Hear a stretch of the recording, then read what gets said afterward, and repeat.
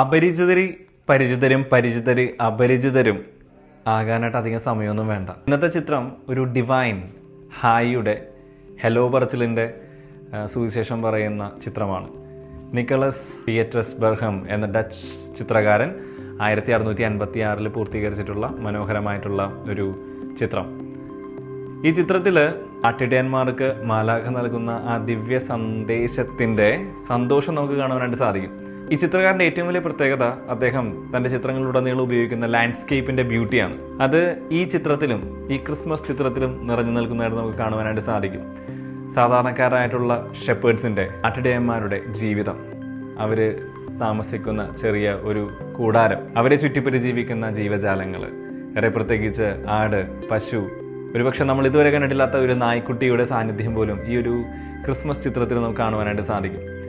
ഇതുകൊണ്ട് ചിത്രകാരനും നമുക്ക് മനസ്സിലാക്കുവാനായിട്ട് സാധിക്കുക, ദൈവം എല്ലാവർക്കും ഉള്ളതാണെന്നുള്ളൊരു സന്ദേശം ഈ ചിത്രം നമുക്ക് സമ്മാനിക്കുന്നുണ്ട്.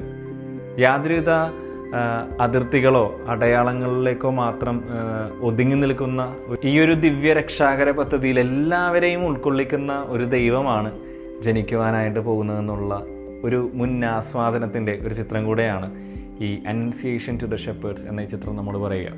വീണുപോയ ലോകത്തിൻ്റെ മുകളിലേക്ക് സ്വർഗത്തിൽ നിന്നും പൊട്ടിവിടരുന്ന ഒരു പ്രകാശത്തിൻ്റെ സാന്നിധ്യം നമുക്ക് കാണുവാനായിട്ട് സാധിക്കും. അതുപോലെ തന്നെ മാലാഖമാരുടെ സാന്നിധ്യം എല്ലാവരിലേക്കും, വീണുപോയ എല്ലാവരിലേക്കും, അല്ലെങ്കിൽ നോട്ടീസ് ചെയ്യപ്പെടാതെ പോകുന്ന എല്ലാവരിലേക്കും, അരികിലായിപ്പോയവരിലേക്ക്, അതിർത്തികളിലായിപ്പോയവരെല്ലാം തേടിയിറങ്ങുന്ന ഒരു ദൈവത്തിൻ്റെ ഒരു പ്രസൻസിനെയാണ് ഈ ഒരു ചിത്രത്തിലൂടെ ചിത്രകാരൻ നമുക്ക് സമ്മാനിക്കുക. അധികം ഈ ചിത്രത്തിനെ പറ്റി പരത്തി പറയുന്നില്ല.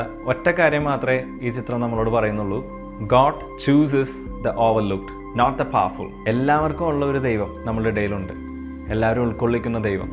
അതുകൊണ്ട് തന്നെ വീണ്ടും ആ ചിത്രം പറയുന്നുണ്ട്, എല്ലാവരിലേക്കും ഒരു ഡിവൈൻ ഹായ് അത് ഏത് നിമിഷവും കടന്നു വരാം. പരിചിതരി അപരിചിതരാകാനും അപരിചിതരി പരിചിതരാകാനും അധിക സമയം വേണ്ട. അപ്പോൾ എല്ലാവർക്കും മെറി ക്രിസ്മസ്. ദൈവം അനുഗ്രഹിക്കട്ടെ.